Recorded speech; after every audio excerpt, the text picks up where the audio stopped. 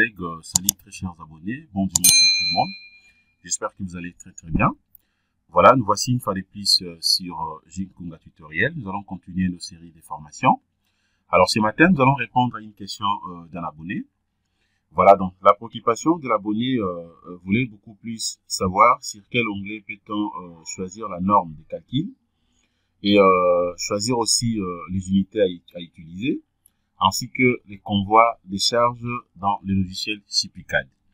Voilà, donc c'est ce que nous allons faire tout de suite, de manière à ce que vous puissiez comprendre comment est-ce que vous pouvez donc procéder pour choisir la norme, mais aussi choisir aussi les convois des charges que vous allez utiliser, et enfin également comment est-ce que vous pouvez donc directement paramétrer le unité.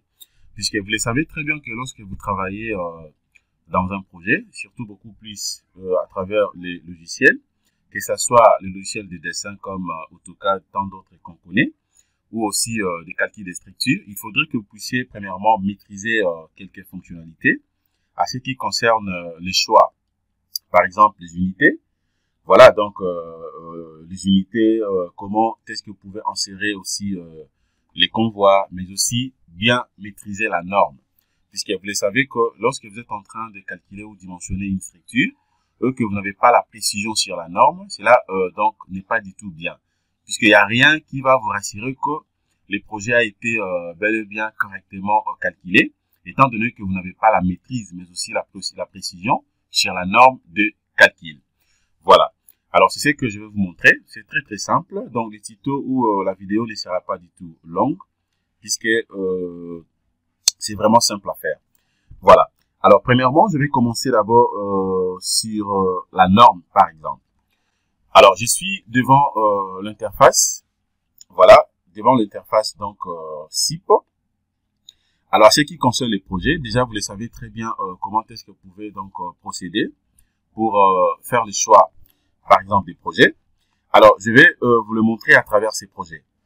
Voilà, donc ces ponts cadres que vous êtes en train de voir ici. Alors, si je vais faire les choix directement de la norme, par exemple, qu'est-ce que je veux faire? Je viens, par exemple, ici. C'est juste question de venir ici. Donc, à droite de l'écran, vous allez voir, là, on écrit configuration. Voilà, c'est d'ailleurs bien intitulé, configuration générale. Qu'est-ce qu'on a écrit ici? Configuration générale, configuration de normes, unité, plan, périphérique et autres généralités. Voilà, donc à travers ces boutons que vous aurez donc la possibilité de faire le choix de tous les éléments mentionnés ci-dessous, comme la norme, unité, plan, périphérique et autres généralités. Alors, à ce qui concerne maintenant la norme, comment est-ce que je vais faire les choix? C'est juste question de cliquer une seule fois. Une fois cliqué, voilà, déjà, je vois la norme est là. Voilà, donc je vais cliquer directement sur la norme. Voilà, je clique. Déjà, la norme par défaut ici, c'est Bael. Regardez, c'est Bael 91. C'est une norme française comme vous le savez très bien. Donc, c'est Bael qui a été paramétré comme norme par défaut. Mais si je vais, par exemple, changer ou avoir une norme comme Eurocode, mais aussi tant d'autres normes, c'est simple à modifier. C'est juste question de venir défiler ici. Voilà, vous pouvez utiliser la norme espagnol par exemple, ainsi que d'autres normes. Par exemple, je peux prendre ça, donc RSA Portugal et Bael. Voilà, ça c'est la norme par défaut. Voilà, ça c'est la norme des ISA, la norme des ISA. Vous avez la norme Inde, vous avez donc l'Eurocode. Voilà, IE. Vous avez l'Eurocode aussi français, mais aussi l'Eurocode portugais.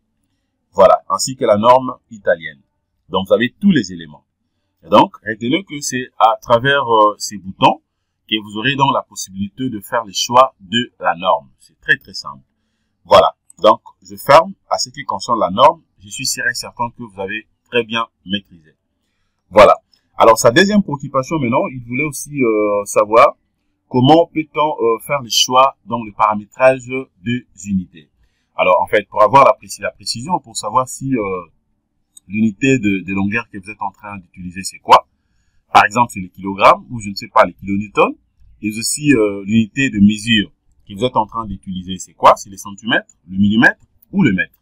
C'est simple à faire. C'est juste question de venir tout simplement ici. Sur la configuration, une fois vous cliquez, cette fois-ci, maintenant, je prends Donc le deuxième, je clique, là on écrit unité. Une fois cliqué, voilà, c'est à ce niveau que vous serez à mesure donc de faire le choix à ce qui concerne le unité. Regardez, par défaut ici, donc c'est la synthèse internationale.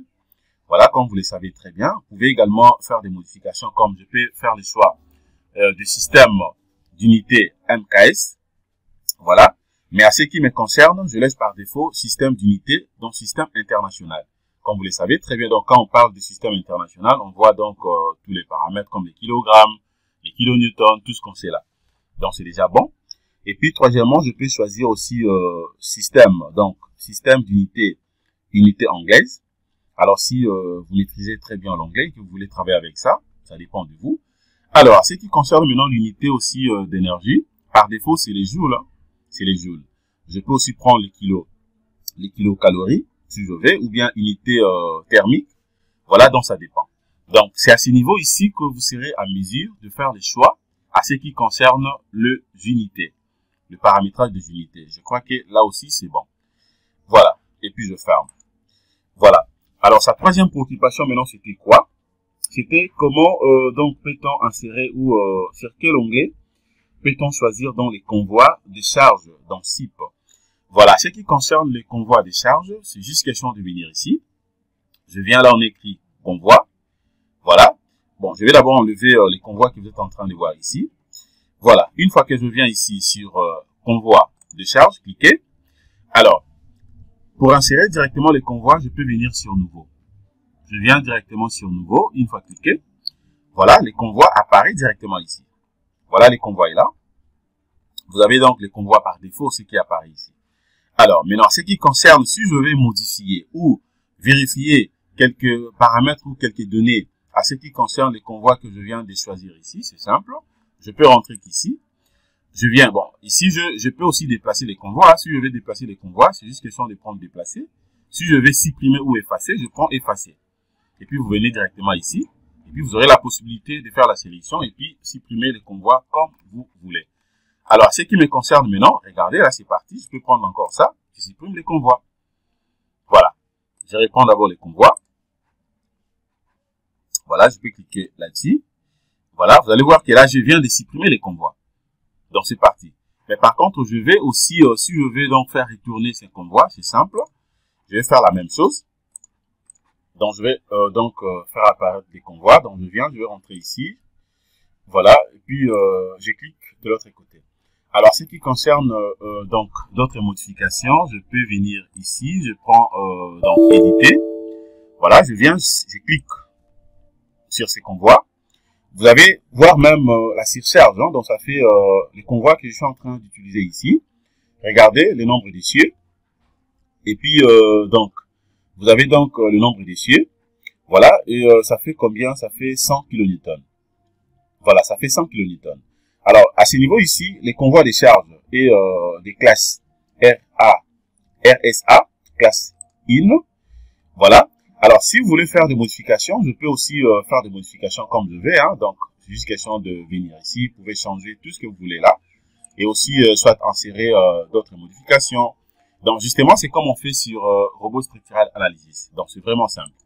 Comme ça, prochainement, je pourrai vous montrer comment est-ce qu'on peut défiler ou faire des modifications en ce qui concerne les convois. Et donc, c'est ça.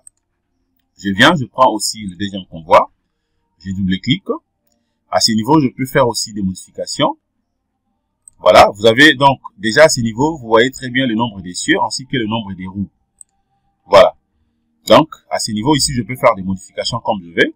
Je peux supprimer aussi les éléments. Je peux soit ajouter donc de nouveaux éléments et aussi faire des copies comme je vais. Et donc, c'est un peu ça. Donc, voilà en fait ce que je voulais vous montrer à ce qui concerne donc les trois préoccupations de notre très cher abonné.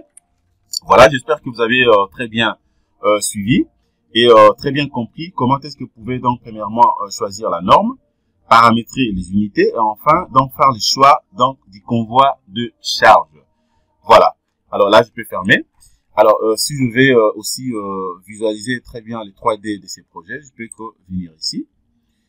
Voilà, je clique d'abord là-bas, je vais voir à quoi ça ressemble. Voilà, c'est un petit truc là. Voilà, donc un seul canal. Voilà, donc c'est un peu ça. OK? Et puis je peux fermer. Voilà, et puis je rentre là. Et donc, voilà ce que je voulais vous montrer concernant cette petite vidéo. Voilà, merci de votre disponibilité. Abonnez-vous massivement sur Jinkunga Tutoriel. Nous allons continuer nos séries de formations de manière à ce que nous puissions aider notre communauté africaine, mais aussi le monde entier, de bien maîtriser donc les différents logiciels. Merci de votre disponibilité. Passez une excellente journée. Au revoir.